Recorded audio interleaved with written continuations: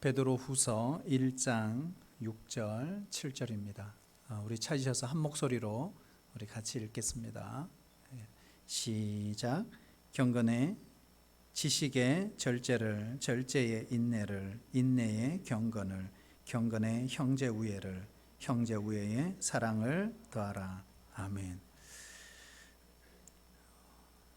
일부 예배 마치고 잠깐 우리 아브라함 선교회 우리 장로님 집사님들하고 잠깐 커피 한잔하고 교제를 했습니다. 속으로 만드는데 사실 백신 다 맞았거든요. 그래서 맞은 상태이기 때문에 우리 같이 잠깐 교제를 했어요. 그때 어떤 집사님이 이렇게 주보를 보면서 아니 이거 지난주 주보 아니야? 이러시더라고요. 그래서 제가 아니에요 집사님, 원래 주보 오늘 주보 맞아요. 아니 본문이 지난주 본문이 아니에요 이러시는 거예요. 그래서 제가 깜짝 놀랐어요. 일주일이 지난 설교를 기억하고 있고 본문을 기억하고 있는 우리 집사님 아마 천재이신 것 같아요. 우리 보통 다 잊어버리거든요. 기가 막힙니다. 그래서 제가 그 이후의 말씀을 계속 할 거라고 그렇게 했습니다. 감사하고요. 우리 지난주 우리 말씀 정리하면 그렇죠. 지난주 무슨 말씀을 배웠죠? 믿음은 끝이 아니다. 그죠? 믿음은 출발점이다. 믿음은 종착역이 아니다. 믿음으로부터 해서 이제는 새로운 시작이 된다. 그렇게 이야기를 했습니다. 그래서 믿음 위에 우리가 더 해야 될 것이 있다. 이렇게 했어요. 그러니까 오늘은 절제의 인내를, 인내의 경건을, 경건의 형제 우애를, 형제 우애의 사랑을 더하라. 이렇게 말씀을 하고 있습니다. 자, 먼저 오늘 따라볼까요? 인내. 저도 사실 신앙생활하면서 고민한 가운데 가장 풀리지 않은 주제가 인내여서 인내. 도대체 인내가 뭐지? 그냥 이렇게 그냥 참고 그냥 가면 되는 것인가? 그냥 억지로 속으로 말하지 않고 계속 가는 것인가? 남의 눈치도 보고 또 교인들 눈치도 보고 이렇게 참는 것이 인내인가?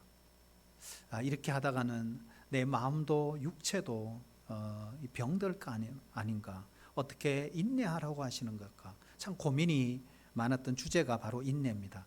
근데 과연 성경은 우리가 생각하는 인내 그렇게 말하는 것일까? 그게 아니라는 거예요. 우리가 알고 보면 우리가 알고 있는 인내와 성경이 말하는 인내는 다르다는 걸 우리는 꼭 기억해야 합니다. 우리가 영어 성경에도 보면 영어 성경의 인내는 patience 이렇게 되어 있어요. 영어 성경. 그런데 우리가 알고 있는 patience가 아니에요. 우리 NIV 영어 성경 보면 steadfast로 되어 있어요. 그러니까 우리가 알고 있는 인내와 다르구나. 그러면 성경의 본문도 분명히 다르다고 이야기할 거라는 거예요. 그래서 여러분 우리 삶 가운데 어렵고 힘든 일이 얼마나 많아요. 우리가 코로나를 지나면서 참고 견디고 있잖아요. 그런데 중요한 거는 그럴 때 인내라는 게 무엇이냐는 거예요. 여러분 성경이 가르쳐 주시는 인내를 배울 수 있기를 축복합니다. 그렇구나. 이렇게 하는 것이 인내구나 하는 걸 우리가 알아야 합니다. 하루에 12시간씩 공부하는 것과 하루에 1시간씩 12일을 지속적으로 공부하는 것, 어느 것이 더 효율적이겠습니까? 하루에 12시간을 사랑하는 연인에게 사랑한다고 고백하는 것과 하루에 1시간씩 12일 동안 찾아가 사랑하는 여인에게 사랑을 고백하는 것, 여러분 어느 것이 상대방에게 더 감동을 줄까요? 무엇일까요? 여러분 열정 좋습니다. 그러나 여러분 인내가 더 중요합니다. 자, 여러분 열정 없이 되는 일은 없어요. 하지만 열정만으로 또 일이 되지 않아요. 우리가 갖고 있는 이 열정을 계속 지속시키기 위해서는 우리에게 필요한 게 뭘까요? 인내라는 것입니다. 우리가 베드로 후서는 사도 베드로가 자기 인생의 후기에 기록한 마치 유언과 같은 말씀입니다. 사도 바울에게 있어서는 마치 디모데 후서와 같은 메시지가 바로 베드로 후서입니다. 청년 시절 사도 베드로는 누구보다 성격이 급한 사람입니다. 그리고 뜨겁고 열정적인 그런 사람이었습니다. 하지만 신앙이 성숙하고 나이가 들면서 후배들에게 간곡하게 권면을 하고 있는 것이 베드로후서예요. 그는 시작하면서 이렇게 말합니다. 믿음 위에 덕을, 덕의 지식을, 지식의 절제를, 그리고 오늘 말씀 절제의 인내를, 인내의 경건을, 경건의 형제 우애를, 형제 우애의 사랑을 더하라. 이렇게 권면하고 있습니다. 자, 성경에서 인내를 가장 잘 표현해 주는 성경 구절이 있다면 어딜까요? 여러분, 인내하면 뭐가 생각나나요? 뭐가 생각나요? 저는 히브리서 12장 2절이 생각나요. 우리 같이 한번 읽어볼까요? 시작. 믿음의 주여 또 온전케 하시니 예수를 바라보자. 그는 그 앞에 있는 기쁨을 위하여 십자가를 참으사 부끄러움을 개의치 아니하시더니 하나님 보좌 우편에 앉으셨느니라. 아멘. 누구 이야기죠? 예수님의 이야기, 십자가 이야기. 그 앞에 있는 기쁨을 위하여 십자가를 참으사 이렇게 돼 있어요. 자, 우리 신자에게서 인내는 뭘까? 대책 없이 무작정 기다리고 참고 견디는 것이 아닙니다. 오늘 말씀처럼 장차 받게 될 그 상급을 기대하며 설레는 마음으로 기다리는 것, 이것이 인내입니다. 어쩔 수 없이 고난을 당하는 것 아닙니다. 자발적인 선택입니다. 소모적인 희생이 아니라 창조적으로 그 현실을 맞서는 것, 이것이 바로 인내인 것입니다. 오늘의 고난을 통해 반드시 놀라운 열매를 맺게 하실 것이라는 그 확신 때문에 오늘 예수님처럼 기쁨으로 견뎌내는 것, 이것이 바로 인내입니다. 여러분, 농부는 씨를 뿌려서 열매를 거두기 위해 자신이 지금 하는 이 고생을 마다하지 않습니다. 잠도 제대로 못 자고 힘들고 어렵지만 그 고생을 감당합니다. 왜요? 열매를 위해서는 정해진 땀과 정해진 시간이 와야 농부가 땀 흘린 만큼 그 시간에 열매를 맺게 되기 때문에 그런 것입니다. 그래서 농부는 씨를 뿌리고 열심히 가꾸고 그 다음에 기쁨으로 그날을 기다리는 것입니다. 이것이 바로 뭐예요? 인내라는 거예요. 한두 시간 운동하고 건강이 좋아질까요?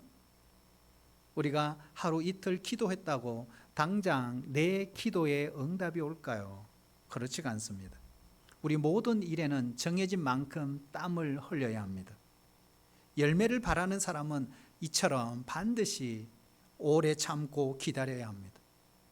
우리가 욥의 인생을 보면 욥은 도저히 이해할 수 없는 고통을 겪었습니다. 그 고통은 하나님의 영광을 위한 고통도 아니고 축복이 보장된 고통도 아니었습니다. 언제 끝날 줄 모르는 그런 고통, 욥, 그렇게 믿음 좋은 욥도 의미를 알 수 없는 그런 고통이었습니다. 그럼에도 불구하고 그는 절망하지 않았습니다. 오히려 하나님의 섭리를 믿었습니다. 그리고 담대하게 이렇게 외쳤어요. 우리가 욥기 23장 10절 우리 같이 읽어볼까요? 시작.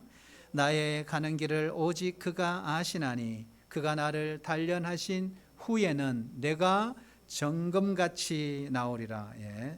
우리 개역 한글판 정금같이 나오리. 여러분, 이 산을 좋아하시는 분들, 특별히 에베레스트나 높은 산 정상을 등반하는 이 산악인들은 한 발자국을 떼기 위해서 몇 시간의 힘을 모은다는 그런 이야기가 있어요. 그러니까 그 한 걸음을 옮기기 위해서 그 한순간을 위해서 오랜 시간을 기다립니다. 그런데 포기하지 않아요. 끝까지 인내해요. 그렇게 한 걸음 한 걸음이 모아져서 정상을 정복하게 된다는 것입니다. 우리의 인생길은 만만치 않습니다. 여러분, 포기하고 싶을 때가 한두 번도 아니잖아요. 우리 인생에는 직장 생활 하다가도 포기하고 싶고, 목회를 하다가도 포기하고 싶고, 내려놓고 싶고, 우리가 가정을 갖고 가다가도 위기에 봉착해서 그만두고 싶어, 이럴 때가 많아요. 우리가 올림픽 해설자들이 올림픽 해설할 때 뭐라고 합니까? 이 선수들에게 격려하는 이야기가 있어요. 그 선수들은 들리지 않지만 이렇게 말합니다. 조금만 더 힘을 내야 됩니다. 조금만 더 견뎌야 합니다. 다 됐습니다. 몇 초 안 남았습니다. 얼마 안 남았습니다. 이제는 정신력으로 견뎌야 합니다. 이런 말을 하잖아요. 그렇잖아요. 포기하지 말라는 거죠. 여러분, 포기하지 않고 끝까지 갈 때 마침내 위대한 일을 이루어낼 수가 있다는 것입니다. 우리 예수님도요, 우리가 선을 행하되 낙심하지 말지니 포기하지 아니하면 때가 이름에 거두리라. 여러분, 무엇든지 다 그래요. 힘들어요. 그러나 견뎌야 돼요. 참아야 돼요. 이겨내야 돼요. 여러분, 공부하는 게 쉬워요, 어려워요? 어떤 사람은 공부하는 게 가장 쉽다고 그러더라고요. 근데 여러분, 진짜 그런 것 같아요. 공부하는 게 가장 쉬운 것 같아요. 그냥 냉방된 데서 가만히 앉아서 공부하고, 근데 문제는 합격이 돼야 되는 문제지. 공부만 해도 되겠어요? 그렇잖아요. 우리 가만히 돌아보면 공부하는 게 제일 쉬워요. 땀 흘리고 노력하고 바깥에서 그냥 쉽지 않아요. 그래도 여러분, 우리가 어떤 일을 하든지 포기하지 않고 끝까지 나아갈 때 하나님께서 이루신다. 하나님께서 위대한 일을 하게 하시는 거예요. 여러분, 기도도요, 시작하는 것이 중요합니다. 우리가 바르게 기도하는 것도 중요하고요, 어떤 일정한 시간을 정해놓고 하나님 앞에 작정하며 기도하는 것도 중요합니다. 그러나 그것만으로는 충분하지 않아요. 중요한 것은 응답 받을 때까지 인내하고 믿음으로 지속적으로 계속 해야 하는 것입니다. 약점 없는 사람은 없거든요. 하지만 그 약점이 핑계가 되어서는 안 돼요. 우리 많은 사람들 보면 그 약점이 핑계가 되어서 절망에 빠져서 일어나지를 못해요. 여러분, 약점 없는 사람은 없습니다. 다 나름대로 다 있어요. 나폴레옹 시대에 이 나폴레옹이 프랑스의 전체를, 전 세계를 지배하고 있을 그 당시에 그와 맞섰던 영국의 유명한 역사상 가장 위대한 해군 제독이 있어요. 넬슨 제독입니다. 그래서 이 나폴레옹의 이 함대를 파괴시키는 위대한 장군이었죠. 그런데 그 넬슨 제독에도요, 약점이 있어요. 애꾸눈이었어요. 나중에 팔까지 다 떨어지지 않습니다. 여러분, 루즈벨트 대통령은 소아마비에 있는 사람이에요. 아브라함은 늘 소심한 사람이에요. 그래서 이방 땅에 갈 때마다 자기 아내를 누이라고 그냥 거짓말하잖아요. 모세는 성격이 불같은 사람이에요. 그러니 사람을 죽이는 살인죄를 저질렀죠. 삼손이나 다윗이나 솔로몬은요, 모두 성적인 유혹에 약한 사람들입니다. 그런데 중요한 것은 그런 약점을 굴하지도 않고 그 약점을 밑거름을 삼아서 자신의 인생을 불태웠어요. 그래서 하나님께서 그들을 쓰신 것입니다. 우리가 세상을 돌아보면 너무나 조건이 좋아서 성공하지 못한 사람들이 의외로 많아요. 하지만 모든 상황이 악조건임에도 불구하고 성공하는 경우도 많아요. 여러분, 우리에게는 전능하신 하나님이 계십니다. 그래서 7번 넘어져도 8번째 일으키시는 하나님이 계신다 그래서 잠언 24장 16절에 보면 대저 의인은 7번 넘어질지라도 다시 일어난다. 여러분, 두 주먹 불 끈지시고 이 코로나 시대에 힘들지만 한 걸음 한 걸음씩 여러분 다시 일어나서 앞으로 나아갈 수 있기를 축복합니다. 끝까지 견디고 최선을 다하면 우리의 인생의 주인이 되신 하나님께서 우리의 삶을 선한 길로 반드시 인도하십니다. 그런데요, 인내만으로도 부족해요. 오늘 사도 베드로는 인내에 뭘 더하라 그랬죠? 인내에 따라올까요? 경건을. 자, 인내에 경건을 더해라. 이 경건이라는 것도요, 가짜가 있어요. 가짜 경건이 있어요. 그리고 진짜 경건이 있어요. 이 구분을 해야 됩니다. 그리고 우리 자신도 돌아봐야 돼요. 여러분, 가짜 경건이 어떤 걸까? 성경책도 들고 다니고 성경책도 잘 읽어요. 그리고 기도도 잘해요. 항상 신앙적인 말을 해요. 믿음의 말을 해요. 그리고 신비한 체험들, 간정들 이야기도 합니다. 하지만 중요한 거예요. 결정적인 순간에 믿음 없는 사람들과 똑같이 선택하고 똑같이 결정하고 똑같이 낙심하는 것입니다. 말씀을 들을 때는 때로는 눈물도 흘립니다. 십자가를 바라보며 가슴이 찡해지기도 합니다. 그래서 하나님 앞에 감사의 헌물도 바칩니다. 그러나 중요한 것은 내 실제의 삶 속에서 십자가의 사랑을 실천하지 못해요. 그 기도하던 입술로 비방하기도 하고, 때로는 찬양하던 그 입술로 남을 향해 저주하기도 하고, 이것은 다 뭐예요? 혼자 다 성령 충만한 것 같아도 문제는 삶이 하나도 바뀌지를 않은 것입니다. 감정에 치우친 바로 잘못된 경건에 지나지 않는 것이죠. 자, 그렇다면 여러분, 진짜 경건은 뭘까? 진짜 경건, 우리에게 소개하는 진짜 경건, 야고보서 1장 26절입니다. 우리 같이 한번 읽도록 하겠습니다. 시작.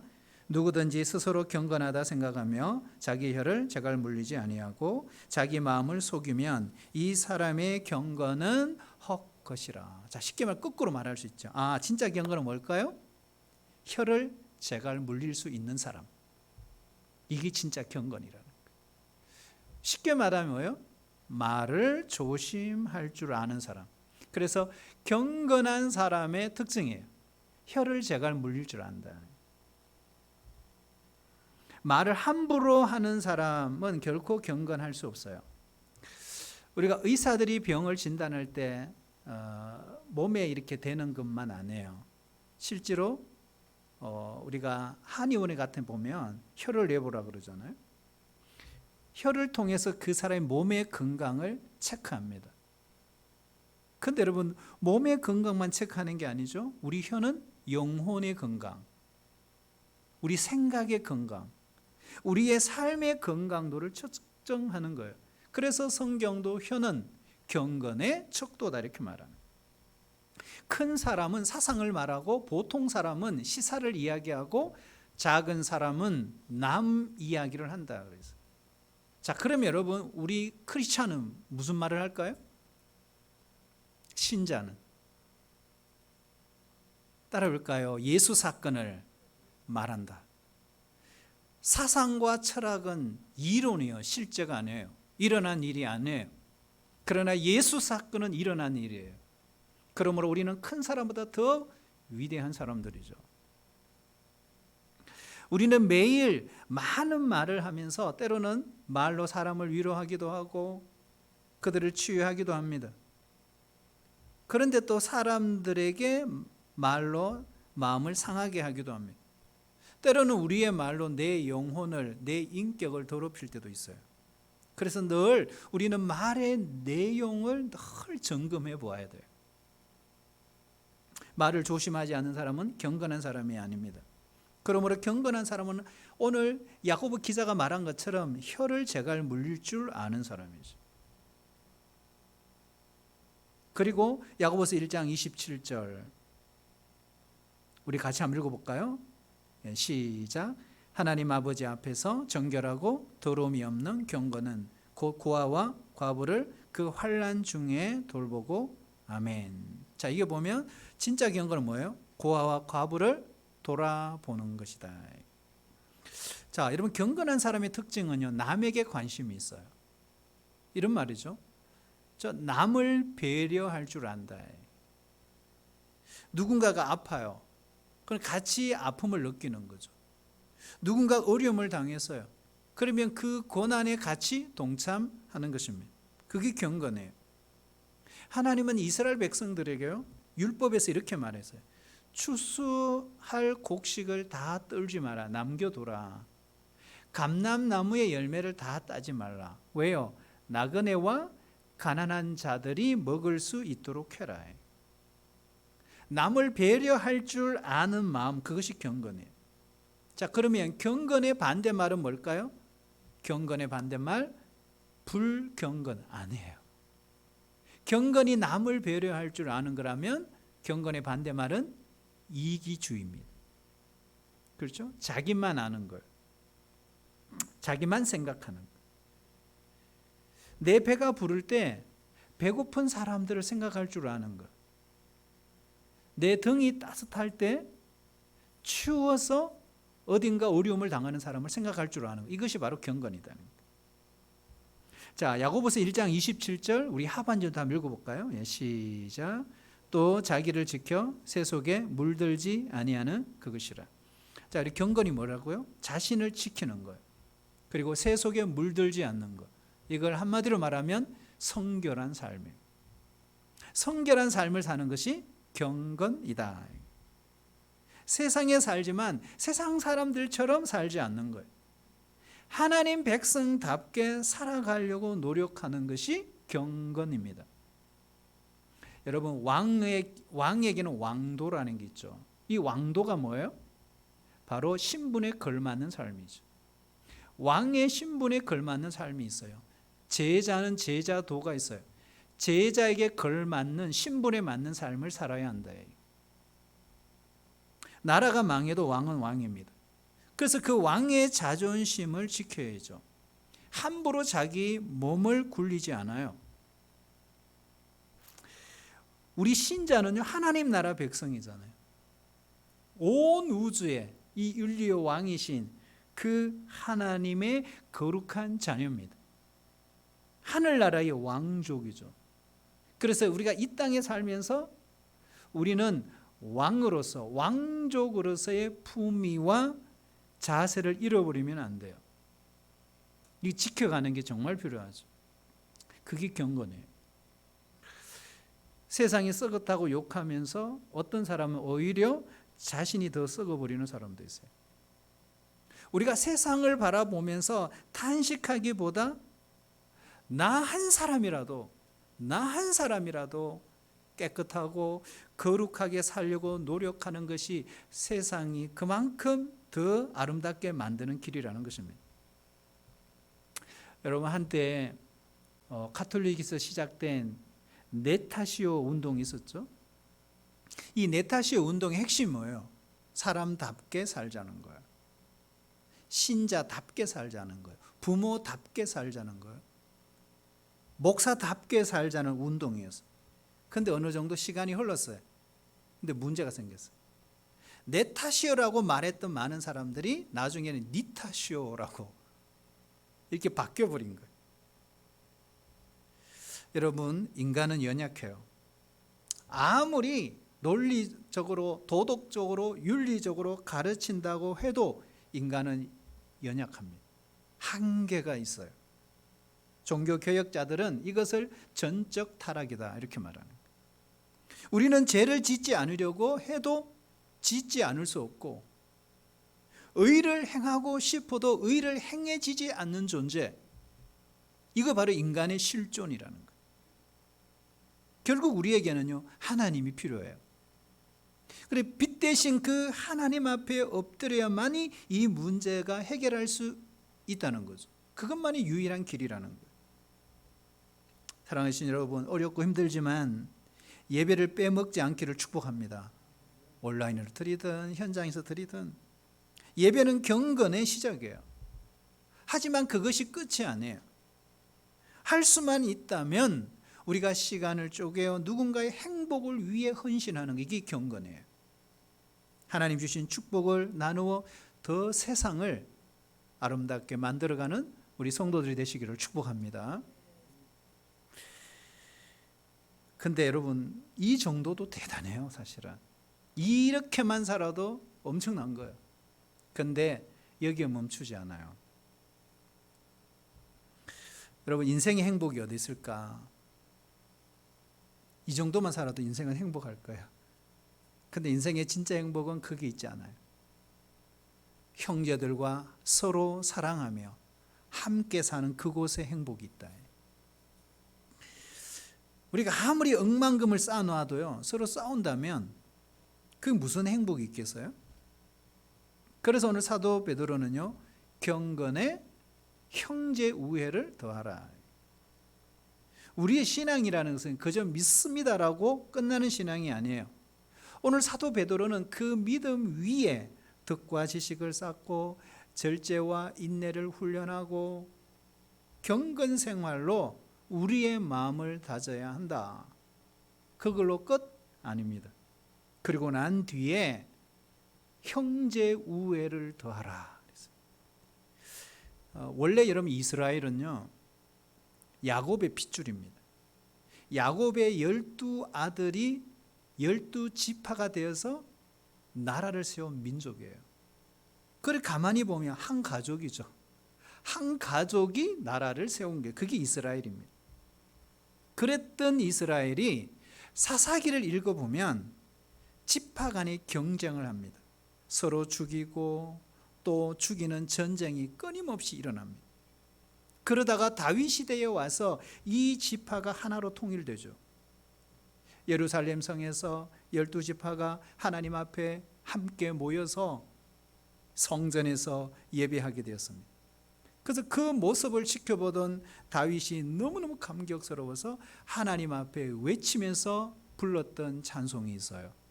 그것이 바로 시편 133편이에요. 1절 우리 같이 한번 읽어볼까요? 시작.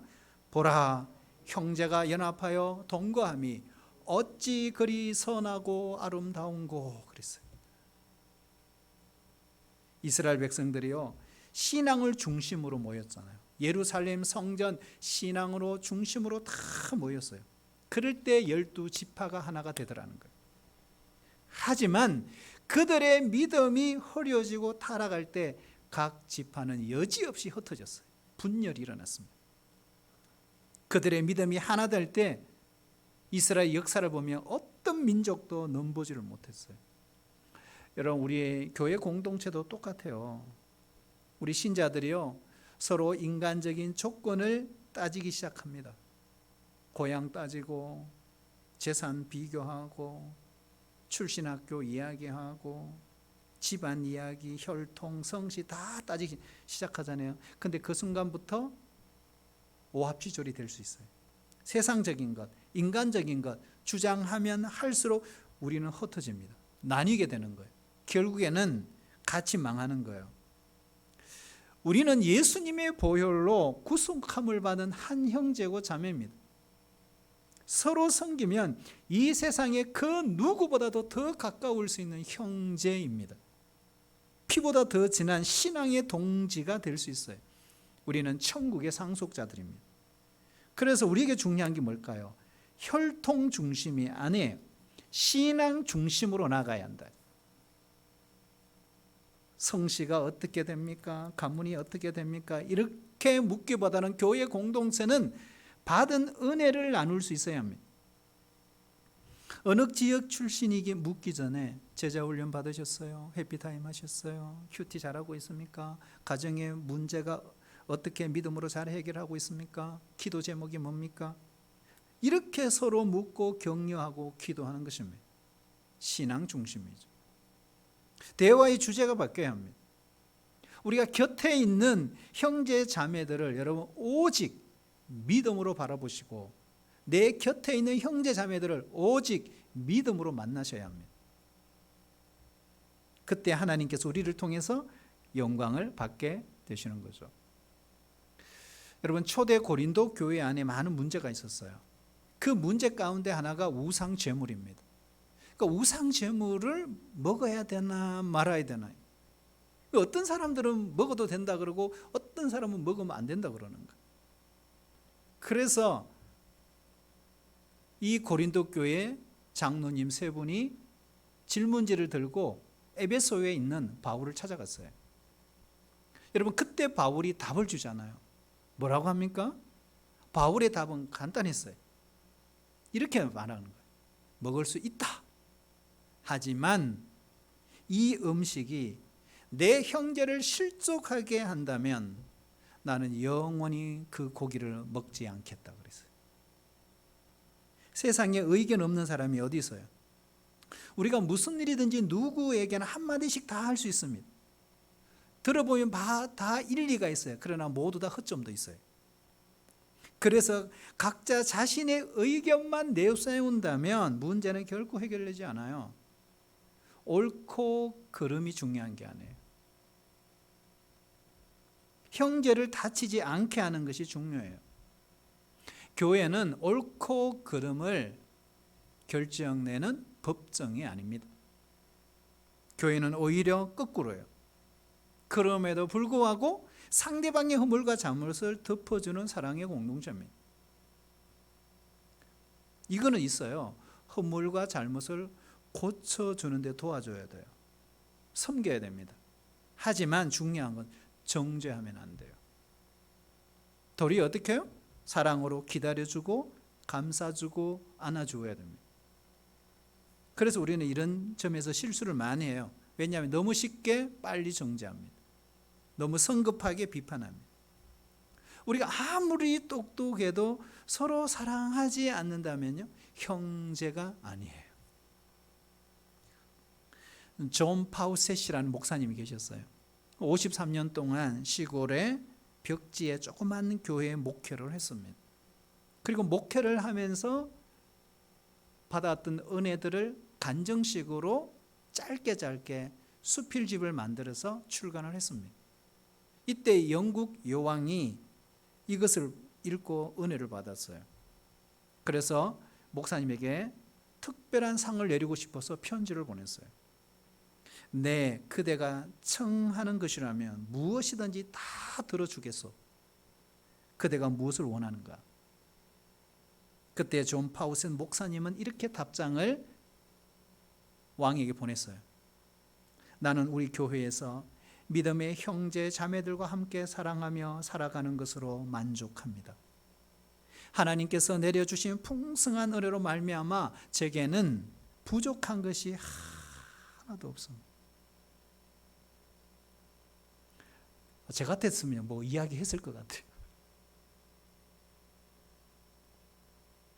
그래서 그가 지은 찬송시가 있어요. 그 유명한 찬송가 221장. 주 믿는 형제들 사랑의 사귐은 천국의 교제 같으니 참 좋은 친교라. 하나님 보좌 앞 다 기도드리니 우리의 믿음 소망이 주 안에서 하나라. 피차의 슬픔과 수고를 나누고 늘 동고동락하면서 참 사랑 나누네. 또 이별할 때는 마음 비록 슬퍼도 주 안에 교제하면서 또 다시 만나리. 이게 뭐예요? 형제 우애입니다. 여러분, 형제 우애는 또 놓치지 말아야 될 것이 하나 있어요. 그게 바로 용서예요. 용서. 세상에 실수하지 않는 사람은 없어요. 그래서 진짜 행복은 용서에 있습니다. 용서 없이는 참된 행복이 없어요. 용서할 줄 아는 부부가 행복한 부부입니다. 가정에서 남편이, 아내가, 자녀가, 부모가 용서해야 합니다. 여러분, 요셉은요, 청춘을 종살이로 옥살이로 다 보낸 한 맺힌 인생이었습니다. 얼마든지 형들에게 복수할 수 있었어요. 하지만 전혀 복수하지 않습니다. 도리어 조건 없이 용서하죠. 나중에는 조카들까지 내가 다 책임지겠다고 약속을 합니다. 우리 예수님은 누구신가요? 하나님과 죄에 빠져 있는 우리 사이에 오셔서 화해를 이루신 화목제물이십니다. 우리는 그 주님의 제자입니다. 우리는 예수님처럼 조건 없이 우리도 서로를 용서하며 살아야 합니다. 사랑하며 살아야 합니다. 사랑하신 여러분, 이번 한 주간 하나님께서 우리에게 주신 이 용서의 마음으로 우리의 삶을 아름답게 만들어 갈 수 있기를 축복합니다. 절제에 무엇을요? 인내를, 인내에 경건을, 경건에 형제 우애를 더하는 것. 이것이 바로 믿음을 가진 사람의 삶입니다. 이번 한 주간도 힘들고 어려운 우리 코로나 시대에 살고 있지만 여러분, 신자로서의 이 삶을 살아낼 수 있기를 주의 이름으로 축복합니다. 오늘도 우리를 새롭게 하시는 주님을 찬양합니다. 우리 모두가 예수님처럼 더 귀하고 더 소중한 것을 위해 참고 인내하게 하여 주시옵소서. 경건의 모양은 있으나 그 능력은 없습니다. 하루를 살아도 하나님과 사람들 앞에 부끄럽지 않게 살아가게 도와주시옵소서. 곁에 있는 사람들을 용서하고 용서받으며 사랑하고 사랑받으며 복된 삶을 살아내는 하나님의 사람들이 되게 하여 주옵소서. 예수님의 이름으로 기도합니다. 아멘.